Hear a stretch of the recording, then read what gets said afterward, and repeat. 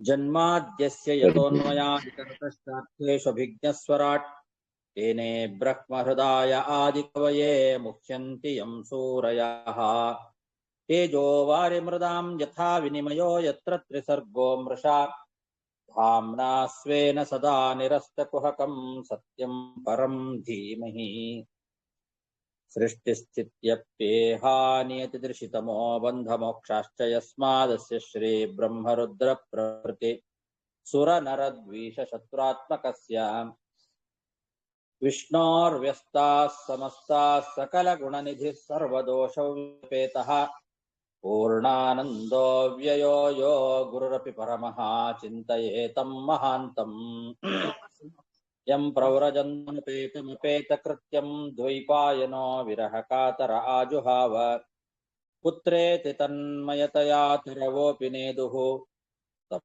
सर्वभूतहृदयं मुनिमानतोऽस्मि श्रीगुरुभ्यो नमः हरिः ओम् ಶ್ರೀಮದ್ಭಾಗವತದ ನವಮ ಸ್ಕಂಧದ 12ನೇ ಅಧ್ಯಾಯದಲ್ಲಿ ಇವತ್ತು 43ನೇ ಶ್ಲೋಕ. ಅಥೈನಮುರ್ವಶೀ ಪ್ರಾಹ ಕೃಪಣಂ ವಿರಹಾತುರಂ ಗಂಧರ್ವಾನ್ ಉಪಧಾವೇ ಮಾಂ ಸ್ತುಭ್ಯಂ ದಾಸ್ಯಂತಿ ಮಾಮಿತಿ.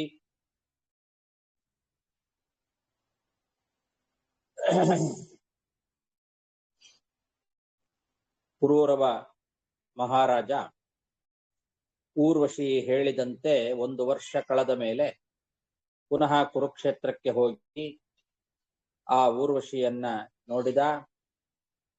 ಅವಳಿಗೆ 6 ಜನ ಮಕ್ಕಳು ಆಗಿದ್ದು ಅನ್ನೋ ವಿಷಯವನ್ನ ಕೇಳಿ ಸಂತೋಷಪಟ್ಟ. ಅವಳು ಹೇಳಿದಂತೆ ಒಂದು ರಾತ್ರಿ ಅವಳ ಜೊತೆಯಲ್ಲಿ ಸುಖವಾಗಿ ರಮಿಸಿದ ಅಂತ ಹಿಂದಿನ ಶ್ಲೋಕದಲ್ಲಿ ನೋಡಿದ್ವಿ. ಅಥ ಅಂದ್ರೆ ಮರುದಿವಸ ಅಂತ ಅರ್ಥ. ಅಥೇನಂ ಊರ್ವಶಿ ಪ್ರಾಹ, ಮರುದಿವಸ ಆ ಊರ್ವಶಿ ರಾಜನಾದಂತಹ ಪುರೂರವನಿಗೆ ಹೇಳಿದ್ಲಂತೆ. ಆ ಪುರೂರವ ಇವಳ ವಿರಹದಿಂದ ಕಾತರನಾಗಿ ದೀನನಾಗಿ ಬಿಟ್ಟಿದ್ದ. ವಿರಹಾತುರಂ ಕೃಪಣಂ, ಇಷ್ಟು ವರ್ಷಗಳ ಕಾಲ ಇವಳು ಕಂಡಿಲ್ಲ ಅಂತ ಅವಳ ವಿರಹದಿಂದ ಹುಚ್ಚನಾಗಿ ಬಿಟ್ಟಿದ್ದ ಅಂತ ಹಿಂದೆ ಹೇಳಿದ್ದಾರೆ. ಅಂತಹ ಪುರೂರವನನ್ನ ಕುರಿತು ಊರ್ವಶಿ ಮರುದಿವಸ ಹೇಳ್ತಾ ಇದ್ದಾಳೆ, ನೀನು ಗಂಧರ್ವರನ್ನ ಸ್ತೋತ್ರ ಮಾಡು, ಅವರು ನನ್ನ ಸಾಲೋಕ್ಯವನ್ನ ನಿನಗೆ ಅನುಗ್ರಹ ಮಾಡ್ತಾರೆ ಅಂತ ಊರ್ವಶಿ ಹೇಳಿದ್ಲು. ಇದು ಕೂಡ ಋಗ್ವೇದದ ಇತಿತ್ವಾ ದೇವಾಹ ಎಂಬಂತಹ 18ನೇ ಮಂತ್ರ ಏನಿದೆ ಆ ಮಂತ್ರದ ಅನುವಾದ ಇದು.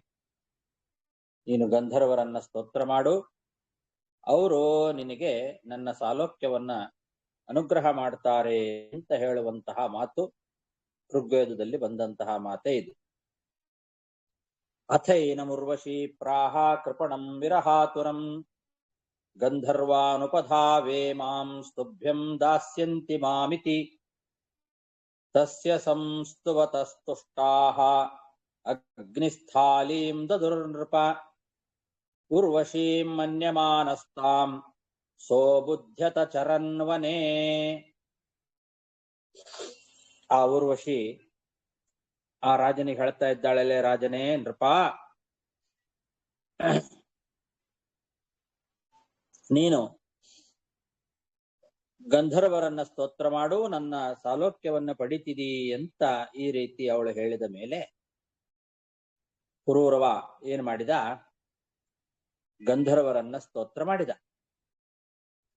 ಆ ಗಂಧರ್ವರು ಅವನ ಮೇಲೆ ಸಂತುಷ್ಟರಾಗಿ ಅವನಿಗೆ ಒಂದು ಪಾತ್ರೆಯನ್ನ ಕೊಟ್ರಂತೆ.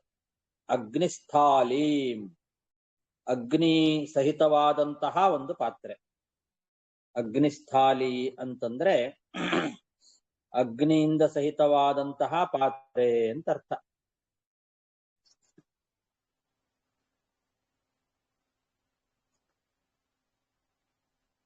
ಆ ಅಗ್ನಿಸ್ಥಾಲಿ ಏನಿದೆ ಅದನ್ನ ಕೊಟ್ಟಿದ್ದಾರೆ. ಅಗ್ನಿಸ್ಥಾಪನ ಯೋಗ್ಯ ಪಾತ್ರಂ ಅಂತ ಬರೆದಿದ್ದಾರೆ ವಿಜಯಧ್ವಜ ತೀರ್ಥರು. ಅಗ್ನಿಸ್ಥಾಪನ ಯೋಗ್ಯ ಪಾತ್ರ, ಅಗ್ನಿಯನ್ನ ಇಡ್ಲಿಕ್ಕೆ ಯೋಗ್ಯವಾದಂತಹ ಪಾತ್ರೆ ಅಂತ ಅರ್ಥ. ಅಂತಹ ಒಂದು ಪಾತ್ರೆಯನ್ನ ಗಂಧರ್ವರು ಕೊಡ್ತಾರೆ. ಆ ಪಾತ್ರೆ ಊರ್ವಶಿ ಲೋಕವನ್ನ ಪಡಿಲಿಕ್ಕೆ ಸಾಧನ ಅಂತ ಅದನ್ನ ಪ್ರೀತಿಯಿಂದ ಹಿಡ್ಕೊಂಡು ಕಾಡಿನಲ್ಲಿ ಸಂಚಾರ ಮಾಡ್ತಾ ಇರ್ತಾನೆ. ಗಂಧರ್ವರು ನನ್ನ ಲೋಕವನ್ನು ಅನುಗ್ರಹ ಮಾಡ್ತಾರೆ ಅಂತ ಅವಳು ಹೇಳಿದ್ದಕ್ಕೋಸ್ಕರ ಈ ಗಂಧರ್ವರು ಕೊಟ್ಟ ಪಾತ್ರೆ ಇದು, ಆದ್ರಿಂದ ಇದು ನನಗೆ ಆ ಊರ್ವಶಿ ಲೋಕ ಪ್ರಾಪ್ತಿಗೆ ಸಾಧನ ಅಂತ ತಿಳ್ಕೊಂಡು ಅದನ್ನ ಕೈಯಲ್ಲಿ ಹಿಡ್ಕೊಂಡು ಯಾವಾಗ್ಲೂ ಸಂಚಾರವನ್ನ ಮಾಡ್ತಾ ಇದ್ದ. ಹೀಗೆ ಕಾಡಿನ ದಾರಿಯಲ್ಲಿ ಸಂಚಾರ ಮಾಡುವಾಗ ಆ ಪಾತ್ರೆ ಒಂದರಿಂದಲೇನೆ ಊರ್ವಶಿ ಲೋಕ ಸಿಗತ್ತೆ ಅಂತ ತಿಳ್ಕೊಂಡಿದ್ದ. ಆಮೇಲೆ ಅವನಿಗೆ ಗೊತ್ತಾಯ್ತು, ಬರೇ ಈ ಪಾತ್ರೆಯಿಂದ ಮಾತ್ರ ಸಿಗೋದಿಲ್ಲ, ಜೊತೆಗೆ ಯಾಗದ ಮಂತ್ರಗಳನ್ನು ಕೂಡ ಕಂಡುಕೊಳ್ಳಬೇಕು ಅಂತ ಅವನಿಗೆ ಹೊಳಿತು. ಬರೀ ಆ ಅಗ್ನಿಯ ಪಾತ್ರೆಯಿಂದ ಮಾತ್ರ ಸಿಗೋದಿಲ್ಲ ಆ ಲೋಕ, ಜೊತೆಗೆ ಯಾಗವನ್ನ ಮಾಡಬೇಕು, ಆ ಯಾಗದ ಮಂತ್ರಗಳನ್ನು ಕೂಡ ಕಲ್ತ್ಕೊಳ್ಬೇಕು ಅಂತ ಅವನಿಗೆ ಕಾಡಿನಲ್ಲಿ ಸಂಚಾರವನ್ನು ಮಾಡುವಾಗ ಹೊಳಿತು. ತಸ್ಯ ಸಂಸ್ತುವತಸ್ತುಷ್ಟಾಹ ಅಗ್ನಿಸ್ಥಾಲೀಂ ದದುರ್ನೃಪ ಊರ್ವಶೀಂ ಮನ್ಯಮಾನಸ್ತಾಂ ಸೋಬುಧ್ಯತ ಚರನ್ವನೇ ಸ್ಥಾಲೀಂ ಸ್ಯವನೇ ಗತ್ವಾ ಗೃಹಾನಧ್ಯುಷಿತೋ ನಿಶಿ ತ್ರೇತಾಯಾಂ ಸಂಪ್ರವೃತ್ತಾಯಾಂ ಮನಸಿ ತ್ರಯ್ಯವರ್ತತಾ. ಆ ತರ ಅವನಿಗೆ ಅನಿಸಿದ ಕೂಡಲೇ ಆ ಪಾತ್ರೆಯನ್ನ ಕಾಡಿನಲ್ಲೇ ಒಂದು ಕಡೆಗೆ ಇಟ್ಟ. ಜೋಪಾನವಾಗಿ ಕಾಡಿನಲ್ಲಿ ಒಂದು ಕಡೆಯಲ್ಲಿ ಅವರು ಕೊಟ್ಟಂತಹ ಪಾತ್ರೆಯನ್ನ ಇಟ್ಟು ಅರಮನೆಗೆ ಬಂದ. ಅರಮನೆಗೆ ಬಂದು ಆ ರಾತ್ರಿ ಪೂರ್ಣ ಧ್ಯಾನದಲ್ಲೇ ಕಳೆದ. ಆ ಪಾತ್ರೆಯನ್ನ ಇಟ್ಟು ಬಂದಿದ್ದಾನೆ. ಅಗ್ನಿ ಪಾತ್ರೆ, ಗಂಧರ್ವರು ಕೊಟ್ಟಂತಹ ಅಗ್ನಿ ಪಾತ್ರೆಯನ್ನ ಕಾಡಲ್ಲೇ ಒಂದು ಕಡೆಯಲ್ಲಿ ಜೋಪಾನವಾಗಿಟ್ಟು ಮನೆಗೆ ಬಂದು ರಾತ್ರಿ ಪೂರ್ತಿ ಧ್ಯಾನ ಮಗ್ನನಾಗಿ ಧ್ಯಾನ ಮಾಡಿದ. ಮರು ದಿವಸ ತ್ರೇತಾಯುಗ ಬಂತು ಅಂತ ಹೇಳ್ತಾ ಇದ್ದಾರೆ. ತ್ರೇತಾಯುಗ ಬಂದಾಗ ಅವನ ಮನಸ್ಸಿನಲ್ಲಿ ಊರ್ವಶಿಯನ್ನೇ ಧ್ಯಾನ ಮಾಡ್ತಾ ಇದ್ದ. ಹಾಗೆ ಧ್ಯಾನವನ್ನ ಮಾಡ್ತಾ ಮಾಡ್ತಾ ಇದ್ದಂತೆನೆ ಆ ಊರ್ವಶಿ ಲೋಕ ಪ್ರಾಪ್ತಿಗೆ ಸಾಧನವಾದಂತಹ ಮಂತ್ರಗಳು, ಅಗ್ನ್ಯಾಧಾನಾದಿ ಯಜ್ಞವನ್ನ ಪ್ರತಿಪಾದನೆ ಮಾಡತಕ್ಕಂತಹ ಮಂತ್ರಗಳು ಅವನಿಗೆ ಹೊಳೆದುವಂತೆ. ಮಂತ್ರಗಳೆಲ್ಲ ಅವನಿಗೆ ಹೊಳಿತಾ ಇದ್ದಾವೆ ಮನಸ್ಸಿನಲ್ಲಿ. ಅವನ ಮನಸ್ಸಿನಲ್ಲಿ ಊರ್ವಶಿಯನ್ನ ಧ್ಯಾನ ಮಾಡ್ತಾ ಇದ್ದ.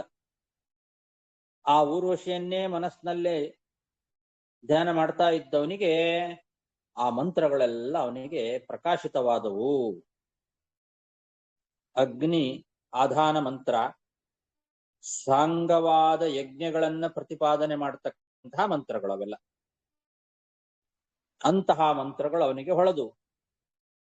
ಹೀಗೆ ವೇದದ್ರಷ್ಟಾರನಾಗಿದ್ದಾನೆ ಪುರೂರವ ಮಹಾರಾಜ.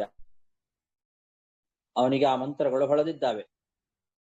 ತಾನಾದಾಯ ಕುಮಾರಾಂಸ್ತು ಗಮನಾಯೋಪಚಕ್ರಮೇ ಸಪುತ್ರಸ್ತು ಗೃಹಂ ಯಯೌ ಅಂತ ಹರಿವಂಶದಲ್ಲಿ ಒಂದು ವಾಕ್ಯವನ್ನ ಸತ್ಯಧರ್ಮ ತೀರ್ಥರು ಉದಾಹರಿಸಿದ್ದಾರೆ. ಅವನು ಆ ಪಾತ್ರೆಯನ್ನ ಕಾಡಲ್ಲೇ ಇಟ್ಟು ಮನೆಗೆ ಹೋದ ಅಂತ. ತ್ರೇತಾಯುಗ ಬಂದಾಗ ಅವನಿಗೆ ಹೊಳಿತು ಈ ಮಂತ್ರ ಅಂತ. ಅಂದ್ರೆ ಮರುದಿವಸ ತ್ರೇತಾಯುಗ ಬಂತು ಅಂದ್ರೆ ತ್ರೇತಾಯುಗದ ಆರಂಭದ ತಿಥಿ ಅಂತ ಇಟ್ಕೊಳ್ಬೇಕು ಅಂತ ಸತ್ಯಧರ್ಮ ತೀರ್ಥರು ಬರೀತಾರೆ. ತ್ರೇತಾಯುಗ ಆರಂಭ ತಿಥಿ ತ್ರೇತಾಯುಗಾದಿ ಅಂತ ನೋಡ್ತೇವಲ್ಲ ನಾವು. ಹಾಗೆ ಆ ತ್ರೇತಾಯುಗದ ಆರಂಭದ ತಿಥಿ ಅವತ್ತಿನ ದಿವಸ ಅವನಿಗೆ ಆ ವೇದ ಮಂತ್ರಗಳೆಲ್ಲ ಹೊಳೆದುವು.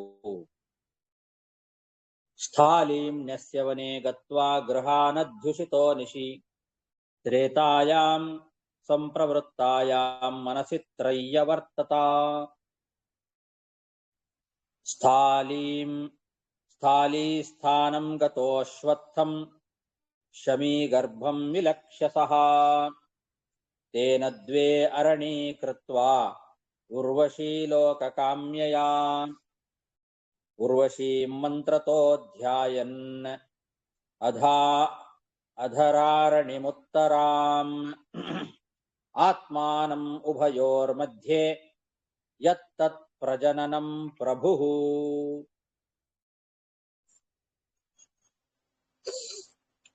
ಊರ್ವಶಿ ಧ್ಯಾನವನ್ನು ಮಾಡುವಾಗ ಹೊಳೆದಂತಹ ಮಂತ್ರಗಳು. ಇವನಿಗೆ ಮೊದಲು ಗಂಧರ್ವರು ಸ್ಥಾಲಿಯನ್ನ ಕೊಟ್ಟಾಗಲೇನೆ, ಅಗ್ನಿಪಾತ್ರೆಯನ್ನ ಅವರು ಕೊಟ್ಟಾಗ ಅವನು ಈಗ ಅಂದ್ಕೊಂಡ ಅವ್ರು ನನಗೆ ಕೊಟ್ಟದ್ದು ಅಗ್ನಿಯನ್ನ ಆಧಾನ ಮಾಡಿ ಆ ಅಗ್ನಿಯಲ್ಲಿ ಸಾಂಗವಾಗಿ ಯಜ್ಞವನ್ನ ಮಾಡು ಅಂತ ನನಗೆ ಆದೇಶ ಮಾಡಿದ್ದಾರೆ ಅಂತ ತಿಳ್ಕೊಂಡ. ಅಗ್ನಿಯ ಪಾತ್ರೆಯನ್ನು ಯಾಕೆ ಕೊಟ್ಟಿದ್ದಾರೆ ಇವರು? ಆ ಅಗ್ನಿ ಪಾತ್ರೆಯನ್ನ ಕೊಡುವ ಮೂಲಕವಾಗಿ ನನಗೆ ಇವರು ಯಜ್ಞ ಮಾಡು ಅಂತ ಆದೇಶ ಮಾಡಿದ್ದಾರೆ ಅಂತ ತಿಳ್ಕೊಂಡ. ಅಗ್ನ್ಯಾಧಾನ ಪೂರ್ವಕವಾಗಿ ಸಾಂಗವಾದ ಯಜ್ಞವನ್ನ ಮಾಡಬೇಕು ಅಂತ ಆ ರೀತಿ ನನಗೆ ಆದೇಶ ಕೊಟ್ಟಿದ್ದಾರೆ ಅಂತ ತಿಳ್ಕೊಂಡು ಪುರೂರವ ಕಾಡಿಗೆ ಹೋಗಿ ಆ ಅಗ್ನಿ ಪಾತ್ರೆಯನ್ನ ಎಲ್ಲಿ ಇಟ್ಟಿದ್ನೋ, ಜೋಪಾನವಾಗಿ ಇಟ್ಟಿದ್ದ ಆ ಸ್ಥಳದಲ್ಲಿ ಹೋಗಿ ನೋಡ್ತಾನೆ. ಆ ಪಾತ್ರೆ ಅಲ್ಲಿ ಶಮಿಯಾಗಿ ಪರಿಣಾಮ ಆಗಿಬಿಟ್ಟಿದೆ. ಅಗ್ನಿ ಅಶ್ವತ್ಥ ಆಗಿ ಪರಿಣಾಮ ಆಗಿತ್ತು. ಅವನಿಟ್ಟಂತಹ ಆ ಅಗ್ನಿ ಪಾತ್ರೆ ಶಮಿಯಾಗಿತ್ತಂತೆ, ಶಮಿ ವೃಕ್ಷ. ಆ ಅಗ್ನಿ ಅಶ್ವತ್ಥವಾಗಿತ್ತು, ಅಶ್ವತ್ಥ ವೃಕ್ಷವಾಗಿತ್ತು, ಪರಿಣಾಮ ಆಗಿಬಿಟ್ಟಿತ್ತು. ಅದನ್ನ ನೋಡಿದ. ಆ ಅಶ್ವತ್ಥ ಶಾಖೆಯಿಂದ 2 ಅರಣಿಗಳನ್ನ ಮಾಡಿ ಅವನೇನು ಮಾಡಿದ, ಮಥನವನ್ನ ಮಾಡ್ತಾ ಇದ್ದಾನೆ. ಅರಣಿ ಮಥನ ಮಾಡಬೇಕು ಅಗ್ನಿಗೆ. ಊರ್ವಶಿಯನ್ನೇ ಮನಸ್ಸಿನಲ್ಲಿ ಧ್ಯಾನ ಮಾಡ್ತಾ ಇದ್ದಾನೆ. ಊರ್ವಶಿ ಲೋಕವನ್ನ ಬಯಸಿ, ಊರ್ವಶಿಯ ಲೋಕ ಸಿಗಬೇಕು ನನಗೆ ಅನ್ನೋದನ್ನೇ ಮನಸ್ಸಿನಲ್ಲಿ ಇಟ್ಟುಕೊಂಡು ಆ ಕೆಳಗಿನ ಅರಣಿಯಲ್ಲಿ ತನ್ನನ್ನ ಮೇಲಿನ ಅರಣಿಯಲ್ಲಿ 2ರ ಮಧ್ಯದಲ್ಲಿ ಆಗುವ ಘರ್ಷಣೆ ಏನಿದೆ ಅಲ್ಲಿ ಪುತ್ರೋತ್ಪಾದನೆಯನ್ನ ಚಿಂತನೆ ಮಾಡಿದ್ನಂತೆ. ಕೆಳಗಿನ ಅರಣಿಯಲ್ಲಿ ಊರ್ವಶಿಯನ್ನ ಚಿಂತನೆ ಮಾಡಿದ, ಮೇಲಿನ ಅರಣಿಯಲ್ಲಿ ತನ್ನನ್ನೇ ತಾನು ಚಿಂತನೆ ಮಾಡಿದ.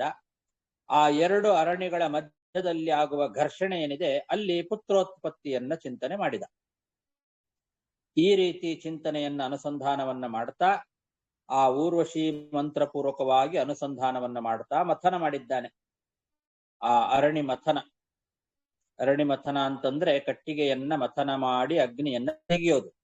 ಆ ಕಟ್ಟಿಗೆಯನ್ನ ಮಥನ ಮಾಡುವಾಗ ಕೆಳಗೊಂದು ಮೇಲೊಂದು ಕಟ್ಟಿಗೆಯನ್ನ ಇಟ್ಟುಕೊಂಡು ಅದನ್ನ ತಿಕ್ಕಬೇಕು, ಮಥನ ಮಾಡಬೇಕು. ಅದರಿಂದ ಅಗ್ನಿ ಉತ್ಪತ್ತಿ ಆಗ್ತದೆ.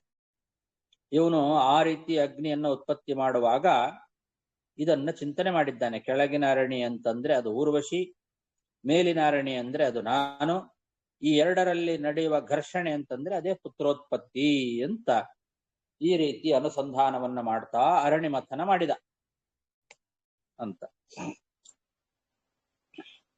ಇಲ್ಲಿ ಈ ಶ್ಲೋಕಕ್ಕೆ ಕೆಲವು ಬೇರೆ ವ್ಯಾಖ್ಯಾನಕಾರರು ಏನು ವ್ಯಾಖ್ಯಾನ ಮಾಡಿದ್ದಾರೆ ಅಂದ್ರೆ, ಪುರೂರವ ಅನ್ನೋ ಮಹಾರಾಜ ಅತಿಯಾದ ಕಾಮಿಯಾಗಿದ್ದ ಅಂತ ಚಿಂತನೆ ಮಾಡಿದ್ದಾರೆ. ಆ ರೀತಿ ಅಭಿಪ್ರಾಯ ಬರೋ ಹಾಗೆ ವ್ಯಾಖ್ಯಾನ ಮಾಡಿದ್ದಾರೆ ವಿಶ್ವನಾಥ ಚಕ್ರವರ್ತಿ ಮುಂತಾದ ವ್ಯಾಖ್ಯಾನಕಾರರು. ಹಾಗೆ ಅದನ್ನು ಹೇಳಿದ್ದಾರೆ, ಈ ಪುರೂರವ ಅತಿಯಾದ ಕಾಮಿಯಾದಂಥವನು ಅಂತ. ಆದರೆ ಅದು ಸರಿಯಲ್ಲ. ಗಂಧರ್ವರು ಕೊಟ್ಟಿರ್ತಕ್ಕಂತಹ ಅಗ್ನಿಯಿಂದ ಅಗ್ನಿಸ್ಥಾಳಿ ಎಂಬಂತಹ ಸ್ತ್ರೀಯನ್ನ ಅವನು ಪಡೆದಿದ್ದಾನೆ.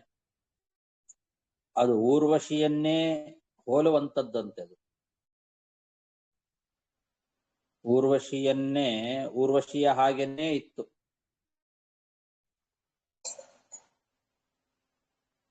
ಅವಳನ್ನ ಪಡೆದಿದ್ದಾನೆ. ಅವಳನ್ನ ನೋಡಿದ ತಕ್ಷಣದಲ್ಲೇನೆ ಊರ್ವಶಿಯೇ ಇವಳು ಅಂತ ಭ್ರಮೆ ಬಂತು ಅವನಿಗೆ ಸ್ವಲ್ಪ ಹೊತ್ತು ಮೊದಲು. ಆಮೇಲೆ ಅವನಿಗೆ ಗೊತ್ತಾಯ್ತು, ಓಹೋ, ಕಾಡಲ್ಲಿ ಅವಳನ್ನ ನಾನು ಪರಿತ್ಯಾಗ ಮಾಡಿದ್ದೇನೆ ಅಂತ ಗೊತ್ತಾಯ್ತು.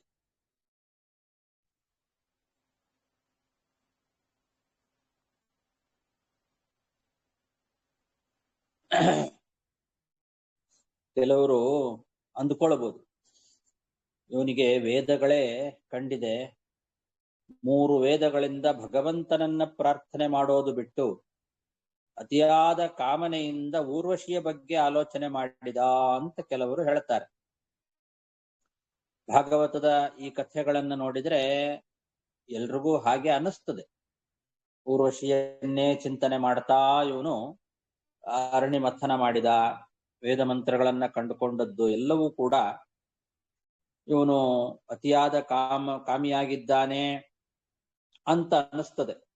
ಭಗವಂತನ ಪ್ರಾರ್ಥನೆ ಮಾಡೋದು ಬಿಟ್ಟು ವೇದಗಳಿಂದ ಊರ್ವಶಿಯ ಬಗ್ಗೆ ಆಲೋಚನೆ ಮಾಡಿದ ಅಂತ ಹಾಗೆ ಅಭಿಪ್ರಾಯ ಅಲ್ಲ ಅಂತ ಹೇಳ್ತಾರೆ ಭಾಗವತದ.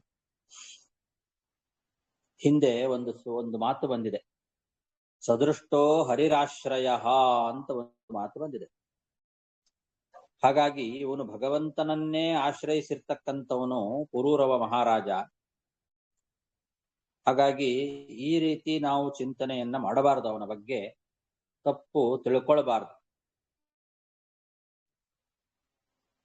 ಚಿತ್ರಕೇತುವಿನ ಕಥೆಯನ್ನ ನಾವು ನೋಡಿದ್ವಿ.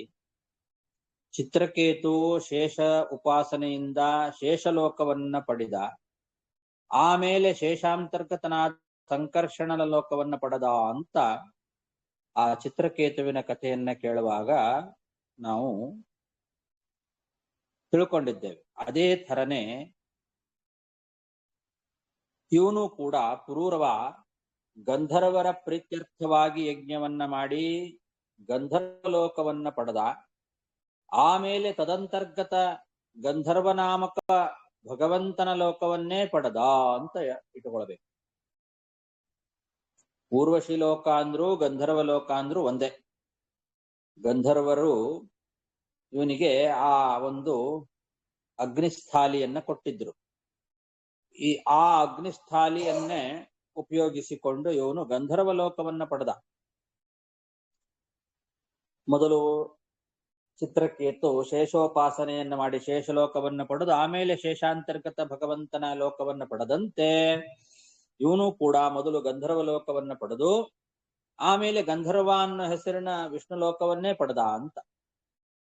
ಗಂಧರ್ವರು ಅವರೇನೊಂದು ಅಗ್ನಿಸ್ಥಾಲಿಯನ್ನ ಕೊಟ್ಟಿದ್ರು, ಅದರ ಅಭಿಪ್ರಾಯ ಏನು ಅನ್ನೋದನ್ನ ಚೆನ್ನಾಗಿ ತಿಳ್ಕೊಂಡು ಧ್ಯಾನ ಮಾಡ್ತಾ ಧ್ಯಾನ ಸಮಾಧಿಯಲ್ಲಿ 3 ವೇದಗಳನ್ನ ಕಂಡುಕೊಂಡ ಇವನು.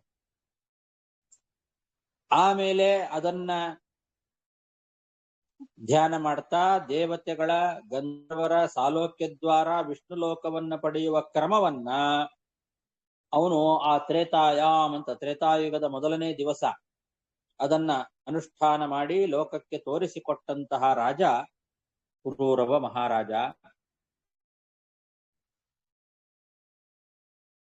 ಊರ್ವಶಿ ಬೇಕು, ಯಜ್ಞ ಮಾಡಬೇಕಾಗಿದ್ರೆ ಪತ್ನಿ ಪಕ್ಕದಲ್ಲಿರಬೇಕು. ಅದಕ್ಕೆ ಊರ್ವಶಿಯನ್ನ ಅವನು ಚಿಂತನೆ ಮಾಡಿದ್ದು ಅರಣಿಯಲ್ಲಿ. ಅರಣಿಯಲ್ಲಿ ಮಥನ ಮಾಡುವಾಗ ಊರ್ವಶಿಯನ್ನ ಚಿಂತನೆ ಮಾಡಿದ್ದು ಯಾಕೆ ಅಂದ್ರೆ, ಯಜ್ಞ ಮಾಡುವಾಗ ಹೆಂಡತಿ ಪಕ್ಕದಲ್ಲಿ ಇರಬೇಕು, ಆದ್ರೆ ಅವಳು ಇರ್ಲಿಲ್ಲ ಊರ್ವಶಿ. ಆದ್ರಿಂದ ಅರಣಿಯನ್ನೇ ಊರ್ವಶಿ ಅಂತ ಚಿಂತನೆ ಮಾಡಿದ. ಮಾಡಿ ಅವನು ಅರಣಿ ಮಥನ ಮಾಡಿದ್ದು. ಇದನ್ನೆಲ್ಲ ಭಾಗವತ ಹೇಳುವಾಗ ನಾವು ಅತಿಯಾದ ಕಾಮಿ ಆದ್ರಿಂದ ಅರಣಿ ಮಥನ ಮಾಡುವಾಗಲೂ ಕೂಡ ಊರ್ವಶಿಯನ್ನೇ ಚಿಂತನೆ ಮಾಡಿದ ಅಂತ ಹಿಂಗೆ ಅವರು ವ್ಯಾಖ್ಯಾನ ಮಾಡಿದ್ದಾರೆ. ಆ ರೀತಿ ತಪ್ಪದು. ಯಜ್ಞದಲ್ಲಿ ಪಕ್ಕದಲ್ಲಿ ಅವಳ ಹೆಂಡತಿ ಇರಬೇಕು. ಆದ್ರಿಂದ ಆ ಊರ್ವಶಿ ಇರ್ಲಿಲ್ಲ ಅನ್ನೋ ಕಾರಣದಿಂದ ಅರಣಿ ಮಥನ ಮಾಡುವಾಗ ಆ ಊರ್ವಶಿ ಚಿಂತನೆ ಮಾಡಿದ. ಹಾಗೆ ಮಾಡಿದ್ದು ಇದೆ. ರಾಮಾಯಣದಲ್ಲಿ ಸ್ವತಃ ರಾಮಚಂದ್ರ ದೇವರೇ ಸೀತಾ ಪರಿತ್ಯಾಗ ಆದ ಮೇಲೆ ಯಜ್ಞಗಳನ್ನ ಮಾಡ್ತಾ ಇರುವಾಗ ಬಂಗಾರದ ಸೀತಾ ವಿಗ್ರಹವನ್ನ ಮಾಡಿಕೊಂಡು ಯಜ್ಞ ಮಾಡಿದ ಅಂತ ಬರ್ತದೆ ರಾಮಾಯಣದಲ್ಲಿ. ಸೀತೆಯನ್ನ ಚಿಂತನೆ ಮಾಡ್ತಾ ಅವನು ಯಜ್ಞ ಮಾಡ್ತಾ ಇದ್ದ. ಬಂಗಾರದ ಸೀತೆಯ ವಿಗ್ರಹವನ್ನ ಮಾಡಿಸಿ ಇಟ್ಕೊಂಡಿದ್ದ ಯಜ್ಞಕ್ಕೋಸ್ಕರ ಅಂತ. ಹಾಗೆ ಇದು ಕೂಡ ಅರಣಿಯಲ್ಲಿ ಅವನು ಕೆಳಗಿನ ಅರಣಿಯನ್ನ ಊರ್ವಶಿ ಅಂತ ಚಿಂತನೆ ಮಾಡಿದ, ಮೇಲಿನ ಅರಣಿಯನ್ನ ತಾನು ಅಂತ ಚಿಂತನೆ ಮಾಡಿ ಆ ಘರ್ಷಣೆಯನ್ನ ಏನಿದೆ ಅದನ್ನ ಪುತ್ರೋತ್ಪಾದನ ಅಂತ ಚಿಂತನೆ ಮಾಡಿದ್ದ. ಅಲ್ಲಿ ಹುಟ್ಟಿದ ಆ ಅರಣ್ಯಲ್ಲಿ ಹುಟ್ಟಿದ ಅಗ್ನಿ ಏನಿದೆ ಅದು ವಿಷ್ಣುವೀರ್ಯಾತ್ಮಕ ಅಂತ ಅನುಸಂಧಾನ ಮಾಡಿದ್ದಂತೆ. ವಿಷ್ಣುವೀರ್ಯಾತ್ಮಕವಾದದ್ದು ಪುತು ಎಂಬ ನರಕದಿಂದ ರಕ್ಷಣೆ ಮಾಡ್ತಕ್ಕಂಥದ್ದು. ತ್ರಾಣ, ನರಕದಿಂದ ರಕ್ಷಣೆಯನ್ನ ಮಾಡೋದು ಯಾವುದು? ಅದೇ ಪುತ್ರ. ಪುತ್ರ ಅಂತ ಚಿಂತನೆ ಮಾಡಿದ ಅಂದ್ರೆ ನರಕದಿಂದ ರಕ್ಷಣೆ ಮಾಡೋದು ಅಂತ ಚಿಂತನೆ ಮಾಡಿದ ಅಂತ ಅರ್ಥ. ಹೀಗೆ ಅರಣಿ ಮಥನ ಮಾಡುವಾಗ ತಾನು ಭಗವಂತನ ಆರಾಧನೆಯನ್ನೇ ಮಾಡಿದ್ದು. ಪುತ್ರ ಚಿಂತನೆ ಮಾಡಿದ ಅಂತಂದ್ರೆ ನರಕದಿಂದ ರಕ್ಷಣೆಯನ್ನ ಮಾಡ್ತಕ್ಕಂಥವನು ಭಗವಂತ, ವಿಷ್ಣು ವೀರ್ಯಾತ್ಮಕವಾದ ಅಗ್ನಿ ಇದು ಅಂತ ಚಿಂತನೆ ಮಾಡಿದ. ಹೀಗೆ ಚಿಂತನೆ ಮಾಡಿ ಅವನು ಅರಣಿ ಮಥನ ಮಾಡಿದ ಅಂತ ಇಟ್ಟುಕೊಳ್ಬೇಕು. ಋಗ್ವೇದದಲ್ಲಿ 10ನೇ ಮಂಡಲದಲ್ಲಿ ಬರ್ತಕ್ಕಂತಹ ಮಂತ್ರ, ವಿದ್ಯುನ್ನಯಾ ಪತಂತೀದ ವಿದ್ಯೋದ್ಭರಂತಿ ಮೇ ಅಪ್ಯಾಕಾಮ್ಯಾನಿ ಜನಿಷ್ಠೋ ಅಪೋನರ್ಯಸ್ಸು ಜಾತ ಪ್ರೋರ್ವಶೀತಿರತ ದೀರ್ಘಮಾಯು ಅಂತ ಪ್ರಸಿದ್ಧವಾದಂತಹ ಒಂದು ಮಂತ್ರ ಇದು. ಈ ರೀತಿ ಮಂತ್ರದಿಂದ ಅವನು ಅನುಸಂಧಾನ ಮಾಡಿ ಅರಣಿ ಮಥನವನ್ನ ಮಾಡಿದ್ದಾನೆ. ಸ್ಥಾಲೀ ಸ್ಥಾನಂ ಗತೋಶ್ವತ್ಥಂ ಶಮೀಗರ್ಭಂ ವಿಲಕ್ಷ್ಯ ಸಹ ತೇನ ದ್ವೇ ಅರಣಿ ಕೃತ್ವಾ ಉರ್ವಶೀ ಲೋಕಕಾಮ್ಯಯಾ ಉರ್ವಶೀಂ ಮಂತ್ರತೋಧ್ಯಾಯನ್ ಅಧರಾಧರಣಿಮುತ್ತರಾಂ ಆತ್ಮಾನುಭಯೋರ್ಮಧ್ಯೆ ಯತ್ತತ್ ಪ್ರಜನನಂ ಪ್ರಭುಃ ತಸ್ಯ ನಿರ್ಮಥನಾಜ್ಜಾತೋ ಜಾತವೇದಾ ವಿಭಾವಸುಃ ತ್ರಯ್ಯಾಸ ವಿದ್ಯೆಯಾ ರಾಜ್ಞಾ ಪುತ್ರತ್ವೇ ಕಲ್ಪಿತಸ್ತ್ರಿವೃತ್. ಈ ರೀತಿ ಪುರೂರವ ಮಹಾರಾಜ ಅರಣಿ ಮಥನವನ್ನ ಮಾಡಿದಾಗ ಆ ಮಥನದಿಂದ ಅಗ್ನಿ ಪ್ರಾದುರ್ಭವಿಸಿದ. ಜಾತವೇದ ಅಂತ ಅವನಿಗೆ ಹೆಸರು. ವೇದ ವಿದ್ಯೆಯಿಂದ ಅವನಿಗೆ ಜಾತವೇದ ಎಂಬ ಹೆಸರು ಇದೆ ಅಗ್ನಿಗೆ. ಅಂತಹ ಅಗ್ನಿ ಈ ಪುರೂರವ ಮಥನ ಮಾಡಿದಾಗ ಪ್ರಾದುರ್ಭಾವವನ್ನು ಹೊಂದಿದ್ದಾನೆ. ಆ ಅಗ್ನಿಯನ್ನ 3 ರೂಪದವನಾಗಿ ಚಿಂತನೆ ಮಾಡಿದ್ದಾನೆ. ಅವನಿಗೆ 3 ರೂಪಗಳಿದ್ದಾವೆ. ತ್ರಯ್ಯಾಸ ವಿದ್ಯೆಯ ಅಂದಿದ್ದಾರೆ. ಆಹವನೀಯ, ಗಾರಪತ್ಯ, ದಕ್ಷಿಣಾಗ್ನಿ ಅಂತ 3 ಅಗ್ನಿಗಳು. ಆ 3 ರೂಪದವನಾದಂತಹ ಈ ಯಾಗದ ಅಗ್ನಿ ಏನಿದೆ, ಆ ಅಗ್ನಿಯನ್ನ ತನ್ನ ಪುಣ್ಯಲೋಕವನ್ನ ಬೆಳೆಸಿಕೊಡ್ತಕ್ಕಂಥವನಿವನು ಅಂತ ಆ ಅಭಿಪ್ರಾಯದಿಂದ ಪುತ್ರ ಅಂತ ಚಿಂತನೆ ಮಾಡಿದ. ಪುತ್ರ ಅಂದ್ರೇನು? ನರಕದಿಂದ ರಕ್ಷಣೆಯನ್ನ ಮಾಡಿ ನನ್ನನ್ನ ಪುಣ್ಯಲೋಕಗಳಿಗೆ ಕರ್ಕೊಂಡು ಹೋಗೋವನು ಅಂತ ಅರ್ಥ. ಪುಣ್ಯಲೋಕ ಪ್ರಾಪಕನಾದ್ದರಿಂದ ಪುತ್ರ. ಪುತ್ರ ಅನ್ನೋ ಶಬ್ದಕ್ಕೆ ಪುಣ್ಯಲೋಕ ಪ್ರಾಪಕ, ಪುಣ್ಯಲೋಕವನ್ನ ನಮಗೆ ತಂದು ಕೊಡುವವನು ಅಂತ ಅರ್ಥ. ಹಾಗಾಗಿ ಈ ಅಗ್ನಿಯನೇ ಪುತ್ರ ಅಂತ ಚಿಂತನೆ ಮಾಡಿದ ಅಂದ್ರೆ ಅಗ್ನಿ ಆಹವನೀಯ, ಗಾರಪತ್ಯ, ದಕ್ಷಿಣಾಗ್ನಿ ಎಂಬ 3 ರೂಪದಿಂದ ನಮಗೆ ಉತ್ತಮವಾದ ಪುಣ್ಯಲೋಕವನ್ನ ತಂದು ಕೊಡುವಂತವನು ಅಂತ ಚಿಂತನೆ ಮಾಡಿದ ಅಂತ ಅರ್ಥ.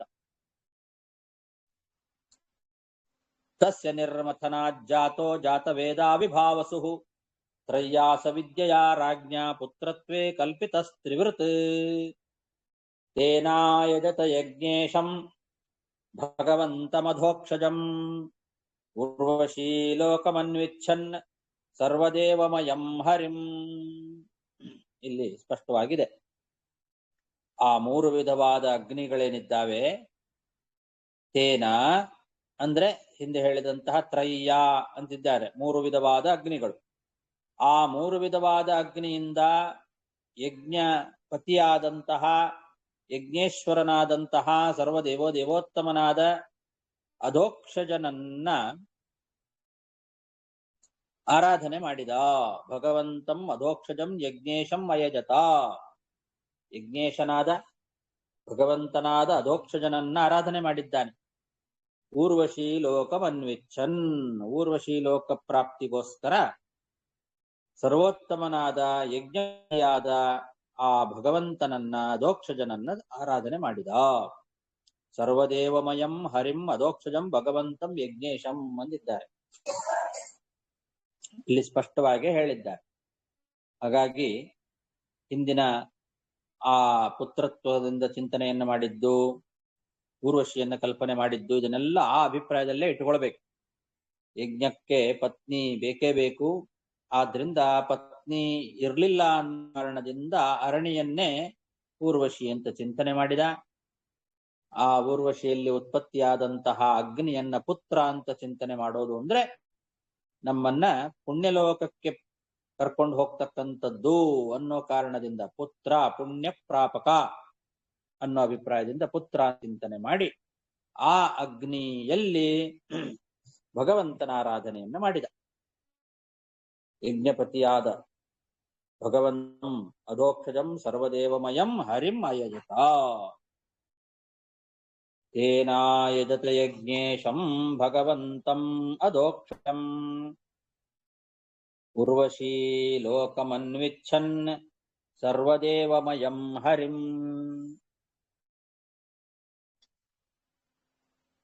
ಏಕ ಏವ ಪುರಾ ವೇದಃ ಪ್ರಣವಃ ಸರ್ವವಾङ्ಮಯಃ ದೇವೋ ನಾರಾಯಣೋ ನಾನ್ಯಃ ಏಕೋಗ್ನಿರ್ವರ್ಣ ಏವ ಚ. ಹಿಂದಿನ ಕಾಲದಲ್ಲಿ ಎಲ್ಲರೂ ಕೂಡ ಎಲ್ಲಾ ವೇದಗಳಿಂದ ಭಗವಂತನಾದ ಶ್ರೀಹರಿಯನ್ನ ಒಬ್ಬನನ್ನೇ ಆರಾಧನೆ ಮಾಡ್ತಾ ಇದ್ರು.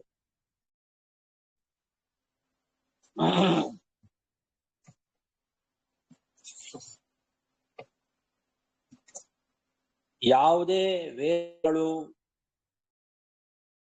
ವೇದಗಳಲ್ಲಿ ಬರ್ತಕ್ಕಂತಹ ಪ್ರತಿಯೊಂದು ಮಂತ್ರಗಳು ಎಲ್ಲವೂ ಕೂಡ ಭಗವಂತನ ಮಹಿಮೆಯನ್ನೇ ಕೊಂಡಾಡ್ತವೆ ಅಂತ ಎಲ್ಲ ತಿಳ್ಕೊಂಡಿದ್ರು. ಸಕಲ ವಾಂಗ್ಮಯ ಎಲ್ಲ ವೇದಗಳು ಕೂಡ ಓಂಕಾರದಲ್ಲಿ ಅಡಗಿದೆ.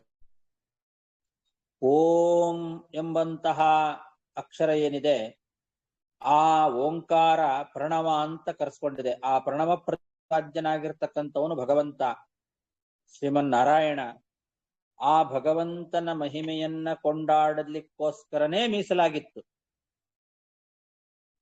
ಎಲ್ಲರೂ ಕೂಡ ಯಜ್ಞಗಳನ್ನ ಮಾಡುವಾಗ ಆ ಯಜ್ಞಗಳಲ್ಲಿ ಅಗ್ನಿಯಲ್ಲಿ ಎಲ್ಲ ಆಹುತಿಗಳನ್ನು ಕೂಡ ಭಗವಂತನಾದ ನಾರಾಯಣನಿಗೇ ಅರ್ಪಣೆ ಮಾಡ್ತಾ ಇದ್ರು.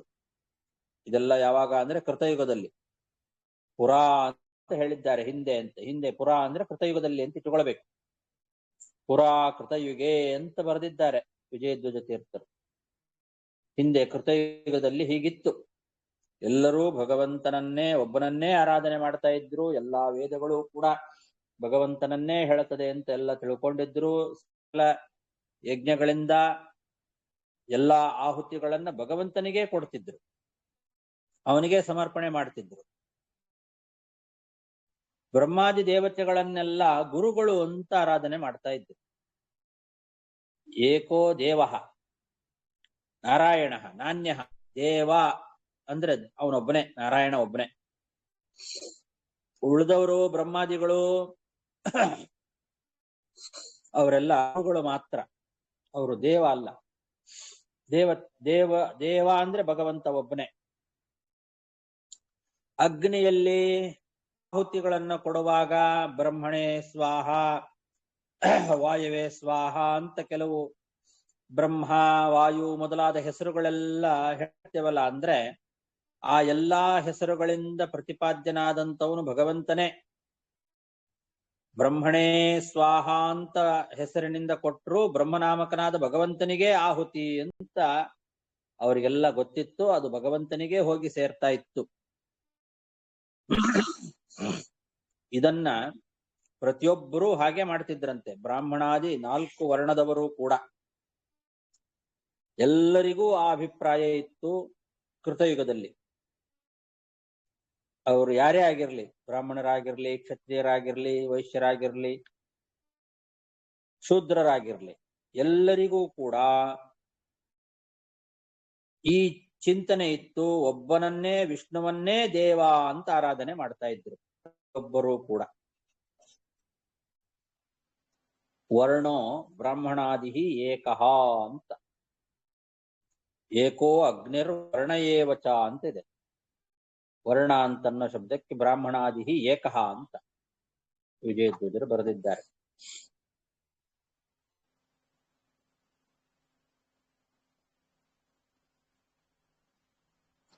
ಎಲ್ಲವೂ ಭಗವತ್ಪರವೇ ಆಗಿತ್ತು.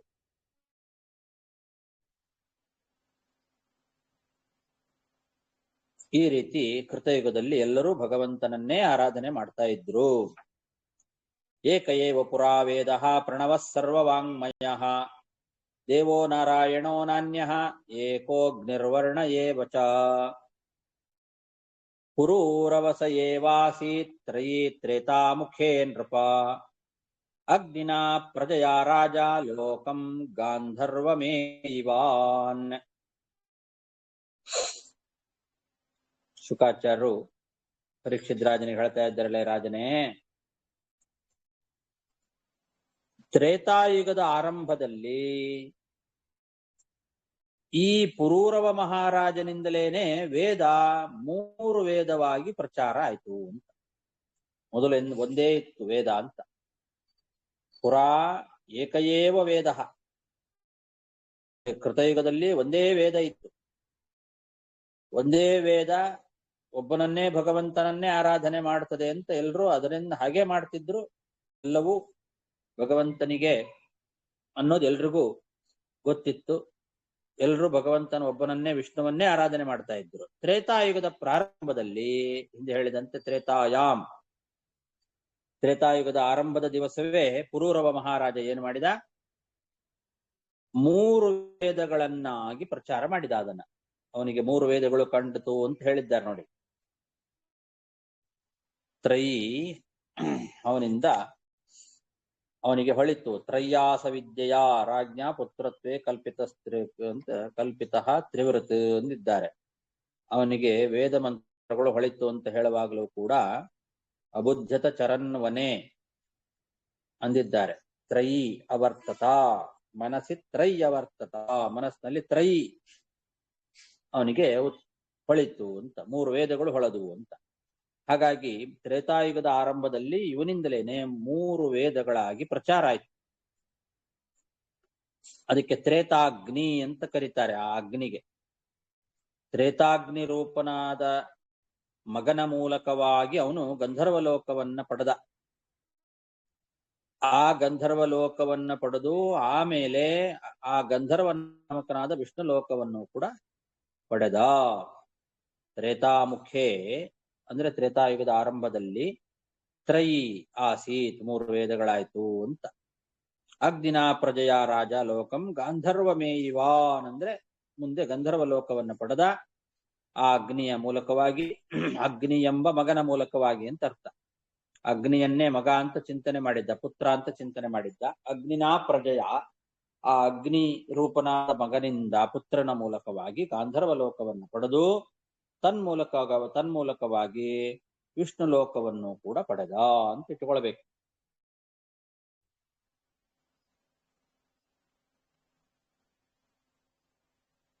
ಪುರೂರವಸಯೇವಾಸೀತ್ ತ್ರಯೀಂ ತ್ರೇತಾಮುಖೇ ನೃಪ ಅಗ್ನಿನಾ ಪ್ರಜಯಾ ರಾಜಾ ಲೋಕಂ ಗಾಂಧರ್ವಮೇಯಿವಾನ್ ಇತಿ ಶ್ರೀಮದ್ಭಾಗವತೆ ಮಹಾಪುರಾಣೆ ಪಾರಮಹಂಸ್ಯಾಂ ಅಷ್ಟಾದಶ ಸಾಹಸ್ರ್ಯಾಂ ಸಂಹಿತಾಯಾಂ ವೈಯಾಸಿಕ್ಯಾಂ ನವಮಸ್ಕಂಧೆ 12ೋऽಧ್ಯಾಯಃ. ಶ್ರೀಕೃಷ್ಣಾರ್ಪಣಮಸ್ತು. ಅಲ್ಲಿಗೆ 9ನೇ ಸ್ಕಂದದ 12 ಅಧ್ಯಾಯಗಳು ಮುಗಿತು. ಸಾಕು. ಶ್ರೀಕೃಷ್ಣಾರ್ಪಣಮಸ್ತು.